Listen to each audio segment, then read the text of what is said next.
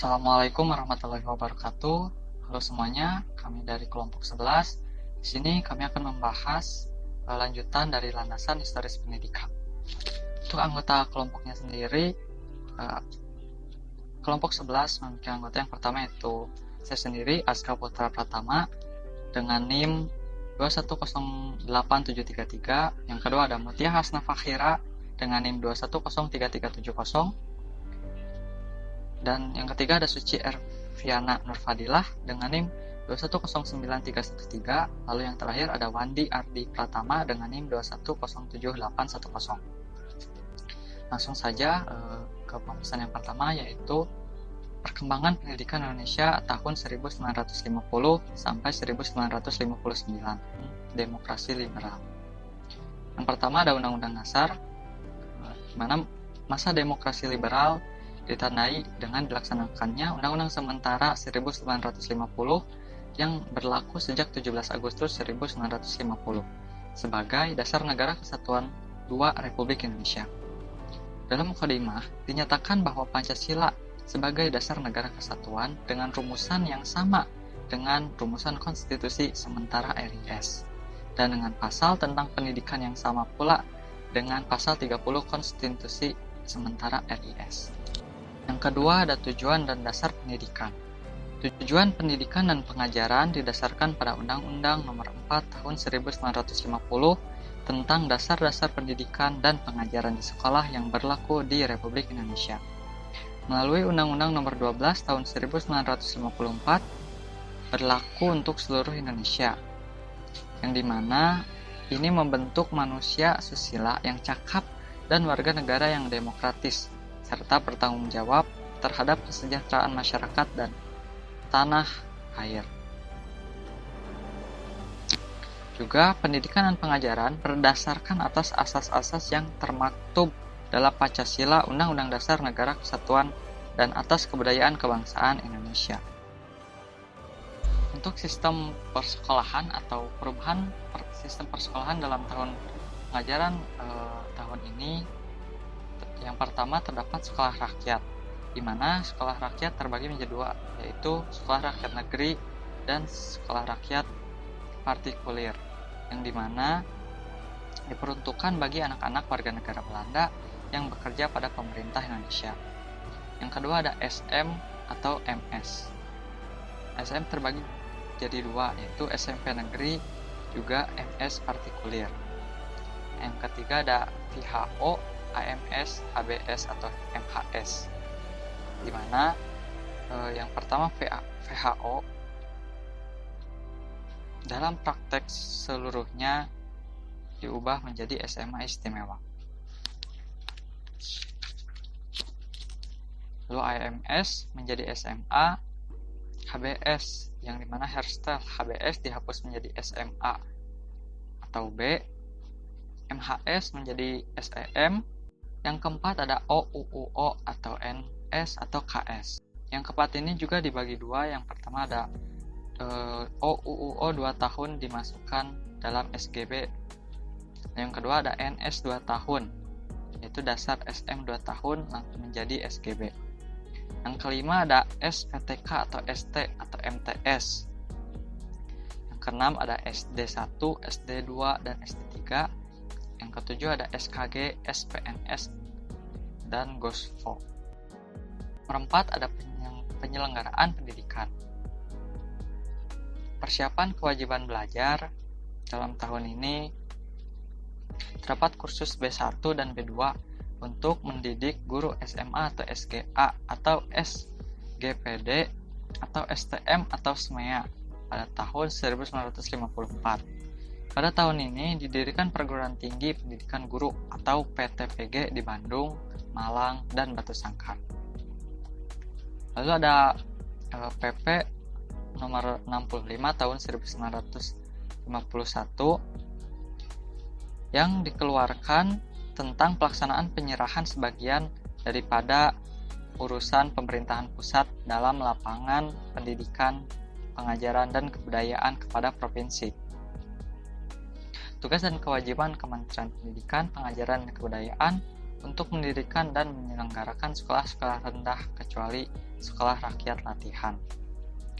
Yang C, ada pendidikan agama, di mana peraturan bersama Menteri Pendidikan, Pengajaran dan Kebudayaan dan Menteri Agama menetapkan di tiap-tiap sekolah rendah dan sekolah lanjutan diberikan pendidikan agama, dan pendidikan agama diberikan menurut agama murid masing-masing.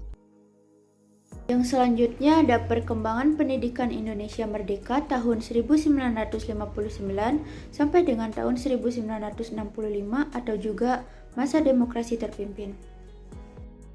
Yang 1. Undang-Undang Dasar. UUD 1945 mulai berlaku lagi mengganti UUD-S melalui Dekret Presiden 5 Juli 1959. Dengan demikian, Pancasila kembali pada rumusan seperti tercantum dalam pembukaan UUD 1945. Tetapi kenyataannya, seringkali sila-sila tersebut tidak sesuai dengan yang tercantum dalam pembukaan UUD 1945. Misalnya, rumusan yang tercantum dalam Dasar Azas Sistem Pendidikan Nasional yang terdapat dalam konsepsi Sistem Pendidikan Nasional untuk menyempurnakan konsep pendidikan Pancawardana sebagai berikut. Yang pertama, ketuhanan yang Maha Esa. Yang kedua, kemanusiaan yang adil dan beradab. Yang ketiga, kebangsaan. Yang keempat, kerakyatan. Dan yang terakhir, keadilan sosial. Lalu yang kedua, tujuan dan dasar pendidikan. Secara formal, tujuan pendidikan nasional Indonesia adalah sebagaimana yang tersurat dalam Undang-Undang Nomor 12 Tahun 1954. Yaitu susila yang cakap dan warga negara yang demokratis, serta bertanggung jawab tentang kesejahteraan masyarakat dan tanah air. Dasarnya adalah Pancasila dan kebudayaan kebangsaan Indonesia. Lalu yang ketiga ada struktur persekolahan. Yang pertama, sekolah taman kanak-kanak. Yang kedua, sekolah dasar. Yang ketiga, sekolah menengah pertama. Yang selanjutnya, sekolah menengah atas. Dan yang terakhir, universitas. Lalu yang keempat ada penyelenggaraan pendidikan. Yang pertama ada Sabda Usaha Tama. Sabda Usaha Tama terdiri dari meningkatkan kesenian dan olahraga, mengharuskan penabungan, mengadakan kelas masyarakat. Lalu yang kedua ada pendidikan masyarakat. Mengusahakan buku-buku untuk mengisi perpustakaan rakyat, merencanakan, memimpin, menggiatkan, dan mengawasi buta huruf, dan memajukan gerakan kepaduan. Lalu yang ketiga ada perguruan tinggi. Perguruan tinggi adalah lembaga ilmiah yang mempunyai tugas menyelenggarakan pendidikan dan pengajaran di atas perguruan tingkat menengah dan yang memberikan pendidikan dan pengajaran berdasarkan kebudayaan kebangsaan Indonesia dan dengan cara ilmiah. Tahu pasal 1. Yang ketiga ada perkembangan pendidikan nasional Indonesia Merdeka zaman perkembangan Orde Baru. Pada perkembangan pendidikan nasional Indonesia Merdeka terdapat dua perkembangan. Perkembangan pertama, perkembangan pendidikan nasional Indonesia tahun 1966 sampai 1969, zaman awal Orde Baru atau transisi.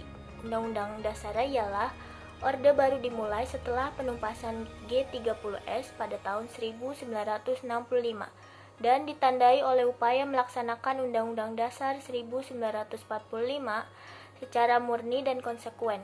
Pelaksanaannya dilengkapi dengan 24 ketetapan MPRS, 1 revolusi MPRS, dan 1 keputusan MPRS pada tahun 1966. Yang kedua, tujuan dan dasar pendidikan. Yang pertama, dasar pendidikan adalah falsafah negara Pancasila. Yang kedua, tujuan pendidikan adalah membentuk manusia Pancasilais sejati berdasarkan ketentuan-ketentuan yang dikehendaki oleh pembukaan Undang-Undang Dasar 1945 dan isi Undang-Undang Dasar 1945. Yang ketiga, sistem persekolahannya yaitu struktur persekolahan.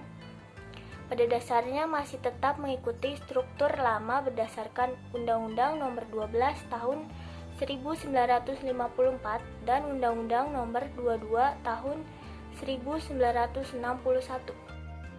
Yang keempat, ada penyempurnaan kurikulum pendidikan sekolah.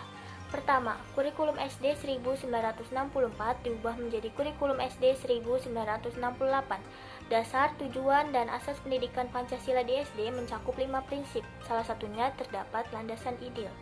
Yang kedua, kurikulum SMP 1962 atau kurikulum SMP Gaya Baru disempurnakan menjadi kurikulum SMP 1967. Strukturnya adalah kelompok pembinaan jiwa Pancasila, pengetahuan dasar, dan kecakapan khusus.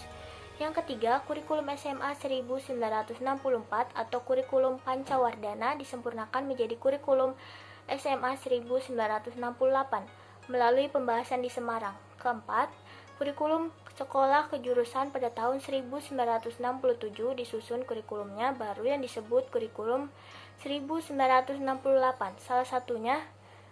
Salah satu ciri-cirinya adalah titik beratnya ditekankan pada materi pelajaran. 2. Perkembangan pendidikan nasional Indonesia pada masa pemanggunan jangka 1 tahun 1969 sampai 1994. Yang pertama, Undang-Undang Dasar. TAP MPR SRI nomor 41 MPRS 1998 tentang tugas pokok Kabinet Pembangunan yang menjadi landasan penyusunan dan pelaksanaan Repelita 1 dan dihasilkan Sidang Umum MPRS 1968. Kedua, tujuan dan dasar pendidikan. Pendidikan nasional bertujuan mencerdaskan kehidupan bangsa dan mengembangkan manusia Indonesia seutuhnya, yaitu manusia yang beriman dan bertakwa kepada Tuhan Yang Maha Esa dan berbudi pekerti luhur, memiliki pengetahuan dan keterampilan, kesehatan jasmani dan rohani, kepribadian yang mantap dan mandiri, serta tanggung jawab kemasyarakatan dan kebangsaan. Pasal 4. Ketiga, sistem pendidikan dan persekolahan. Menurut Undang-Undang Nomor 2 Tahun 1989, pendidikan dasar mencakup SD dan SLTP, pendidikan menengah mencakup SMU dan SMK, pendidikan tinggi mencakup sarjana atau diploma dan pasca sarjana.